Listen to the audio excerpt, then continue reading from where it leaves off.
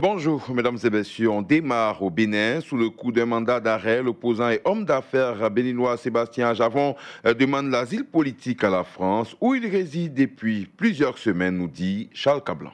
L'homme d'affaires béninois Sébastien Javon abat ses cartes. Il a déposé une demande d'asile politique en France en réponse au mandat d'arrêt émis par la Cour de répression des infractions économiques et du terrorisme, en abrégé CRIET. Ses avocats ont par ailleurs décidé de se pourvoir en cassation et donc de porter l'affaire devant la Cour suprême du Bénin. Leur objectif est de démontrer que la condamnation de l'opposant à 20 ans de prison et 5 millions de francs CFA d'amende pour trafic de cocaïne n'est pas conforme à la loi. La défense pointe des irrégularités dans la procédure. Les avocats de Sébastien Javon affirment ne pas avoir eu accès au dossier pénal de leurs clients. Ils estiment également que la CRIET n'a pas tenu compte de sa relaxe en 2016 par le tribunal de première instance de Cotonou. Le procureur spécial se refuse à commenter ces accusations. D'après maître Renaud Agoubodo, l'un des avocats de Sébastien Javon, il faudra attendre plusieurs mois avant que la Cour suprême du Bénin ne rende sa décision.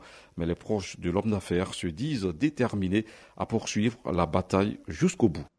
Autre affaire qui fait grand bruit au Burundi, un député de l'opposition est accusé d'avoir voulu assassiner le président de la République. Le parlementaire dément et parle d'un grossier montage destiné à le faire taire. Jérôme Kouakou. Pierre Célestin Ndikoumana, un député d'opposition toujours prompt à critiquer le pouvoir, est accusé d'avoir planifié l'élimination du président Pierre Nkurunziza ainsi que de plusieurs autres personnalités de l'État. 3 membres présumés d'un commando devant abattre Nkurunziza ont déjà été arrêtés et ont été présentés à la télévision jeudi soir. Parmi eux, un homme ayant travaillé comme domestique chez le député Ndikoumana pendant quelques mois en 2015. Ce dernier a avoué avoir été recruté par le député Ndikoumana dans le but de perpétrer les assassinats en question et a également avoué avoir tenté d'assassiner début octobre un couple de députés du parti au pouvoir. L'opposant burundais a vivement réagi en dénonçant un montage grossier qui vise à l'intimider et à le faire taire. C'est une insulte à mon intelligence que de m'attribuer un plan qui fait appel à 3 simples domestiques de maison pour une tentative de coup d'État, s'est-il écrié. Pierre Célestin Ndikoumana craint désormais qu'une procédure de levée d'immunité parlementaire ne soit lancée contre lui. Ils veulent faire taire un des rares opposants internes qui n'hésite pas à dénoncer les exactions du pouvoir burundais, a-t-il conclu. Plusieurs centaines de réfugiés centrafricains ont quitté vendredi l'extrême nord du Congo où ils sont arrivés entre 2015 et 2016 pour rentrer volontairement dans leur pays car ils estiment désormais que la sécurité et la paix y sont revenus. Leur retour a été facilité par le Haut Commissariat des Nations Unies pour les réfugiés. Nombreux cependant sont ceux qui restent dubitatifs à l'idée de retourner en République centrafricaine. Ami Traoré. Sous une pluie battante, une sirène des cris des populations locales annonce et salue le départ d'environ 320 réfugiés centrafricains de Bétou au Congo pour la commune de Mugumba de l'autre côté de la frontière. Ils sont embarqués dans un convoi de 6 véhicules recouverts de bâches du HCR. Chacun rentre volontairement pour des raisons qui lui sont propres. Ils étaient au départ 32 000 réfugiés qui ont gagné le Congo entre 2015 et 2016, fuyant des affrontements interethniques. Sur les 3 000 qui ont sollicité un retour volontaire, 2 288 ont été rapatriés à ce jour. La plupart restent hésitants, estimant que la paix et la sécurité en Centrafrique ne sont qu'un slogan. Des dispositions sont pourtant prises pour ceux qui regagnent le pays.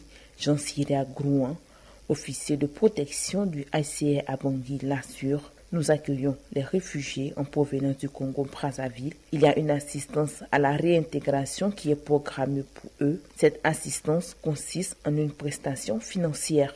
Ce rapatriement est le 7e du genre depuis mars 2018. D'autres opérations seront programmées dans le mois à venir. En Tanzanie, enlevé le 11 octobre à Dar es Salaam, Mohamed Dewji est rentré chez lui sain et sauf. Il a remercié la police et tous ceux qui l'ont soutenu à travers le monde et œuvré pour sa libération. Mohamed Dewji dirige un groupe présent dans les domaines de l'agriculture, de l'assurance, des transports et de la logistique.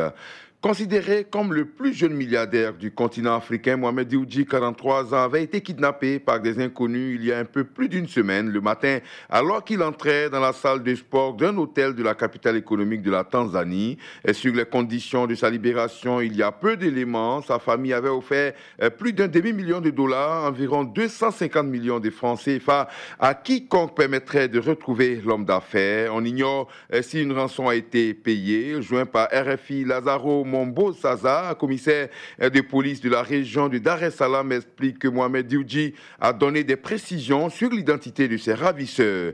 Alors que nous l'interrogeons, il nous a dit que ceux qu'il avait enlevés parlaient une langue d'Afrique du Sud et cela confirme notre crainte. Des Tanzaniens n'étaient pas impliqués. Je suis ici chez lui pour dire à tous que notre frère est vivant et comme l'a dit l'inspecteur général, nous poursuivrons l'enquête jusqu'au bout, a précisé Lazaro Mombo-Saza.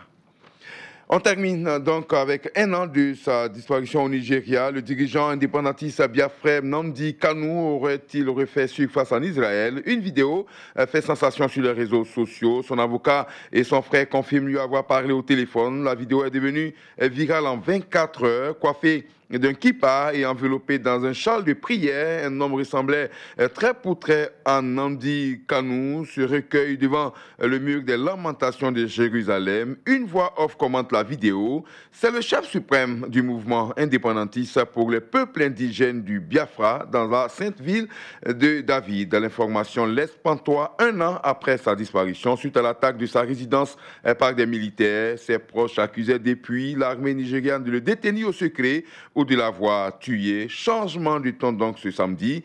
Ils ont assuré qu'il était bel et bien vivant. Fin de ce bulletin. Merci de nous avoir suivis. Bon dimanche à tous. C'était le bulletin d'info présenté par Adama Bakayoko.